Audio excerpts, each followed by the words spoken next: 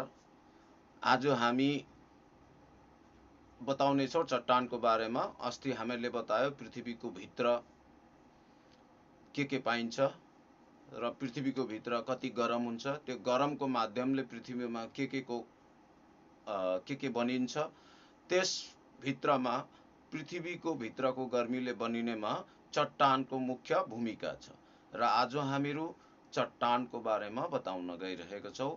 चट्टान 3 प्रकारको हुन्छ र त्यो 3 मा प्रमुख हो अग्नेय चट्टान, इग्नियस रक्स। त्यसको बारेमा सम्पूर्ण हामीहरू बताउने छौँ, तर 2टा चट्टानको बारेमा हामीहरू भोलि बताउने छौँ, कारण भिडियो लामो हुन जानु सक्छ। Today we are going to learn about rocks and formation type of rocks. Today we will talk about igneous rocks, formation and type. Tomorrow we will explain about sedimentary and metamorphic rocks. Because video will be long, so we are only learning about igneous rocks. Types of rocks on the basis of mode of formations. 3 types: igneous, sedimentary and metamorphic.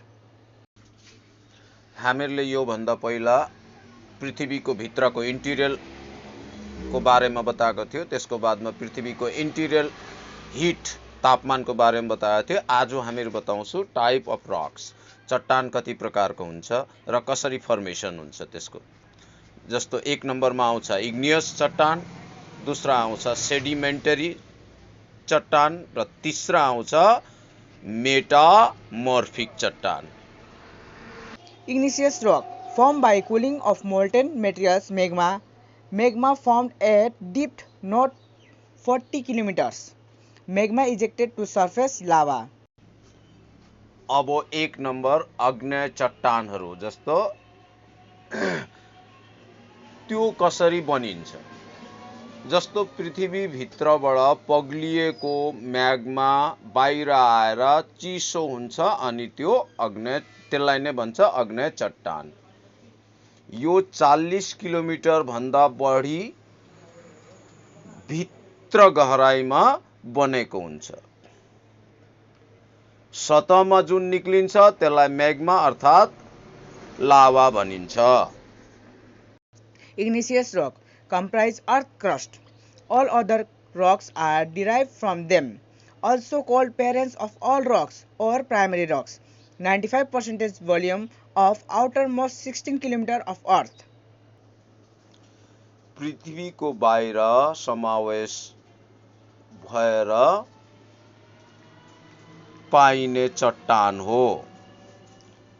अन्य सबै चट्टानहरू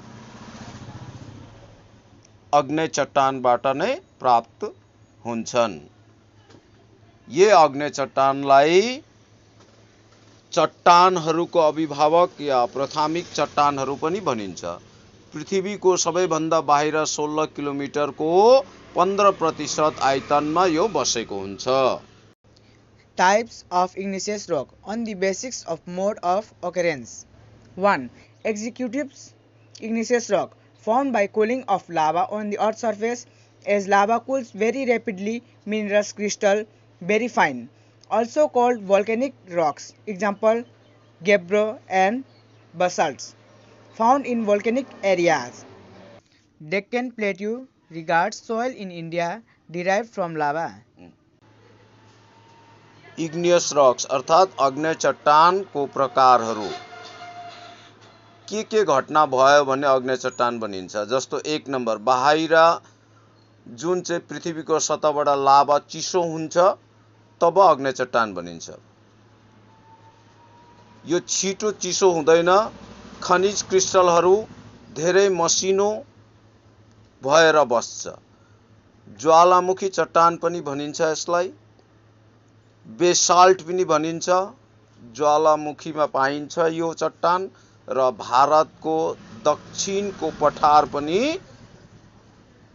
यही पिघलिएको लाभाबाट लिएको मानिन्छ। Number 2. Intrusive igneous rock formed when magma solidifies below the earth's surface.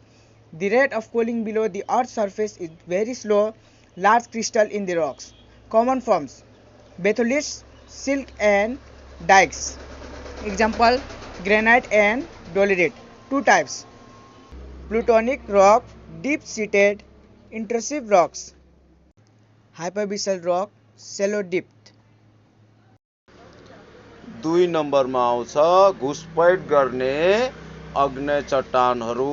Job magma पृथ्वीको सतह मुनि ठोस हुन्छ तब बन्छन्।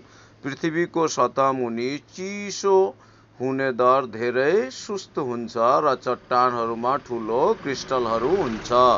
सामान्य रूपमा बैथोलिथ र सिल्क र डाइकहरूलाई भनिन्छ। उदाहरणको रूपमा हामीहरू ग्रेनाइट र डोलोराइटलाई लिन सक्छ। 2 प्रकारका चट्टानहरू पाइन्छ, जस्तो प्लुटोनिक चट्टानहरू र हाइपरबिसल चट्टानहरू। प्लुटोनिक चट्टानहरू गहिरो बसेका घुसपैठ गर्ने चट्टानहरू अर्थात् मुनिपट्टि बस्ने चट्टानहरू र हाइपरबिसल चट्टानहरू कम गहराइमा हुने चट्टानहरू भनिन्छ। On the basics of chemical properties. 1 number, acid rocks, formed of acid lava, composed of 65% or more of silica, light colored, hard and very strong. Example, granite. रासायनिक गुणहरूको आधारमा अग्न्य चट्टानको प्रकार, जस्तो 1 नम्बर छ अम्लीय चट्टानहरू। अम्लीय लाभाको गठन हुन्छ 65% वा सोभन्दा बढी सिलिका मिलेर बनेको हुन्छ।